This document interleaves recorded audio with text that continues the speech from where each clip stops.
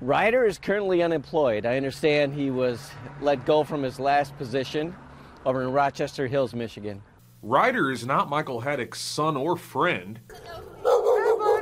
It's his dog. Ryder's a pretty spunky dog. He's always happy to have people around, kids around, really friendly. But he's a little mischievous at times. Gets himself into things. And has he gotten himself into a pickle this time? Saturday morning, I checked the mail in my office, and I noticed a letter from UIA. So I opened it up and saw my dog had been approved for unemployment benefits of $360 per week. The claim was filed under the name Michael Ryder. Now, Haddock isn't sure how scammers got his dog's name. In addition to calling the state unemployment office, he also contacted the employer, a restaurant chain in the Detroit area.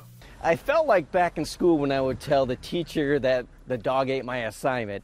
I don't think the risk management person really believed what I was telling her, and she just asked me to scan the document and send it to her. Although it's uncommon that a dog's name is used, fraudulent unemployment claims are on the rise in Michigan. On Tuesday, the UIA announced it was creating a special investigative unit to handle the recent increase in fake claims. If a dog worked at a restaurant, what would a dog do? Greeter, I would say. He's very good at greeting.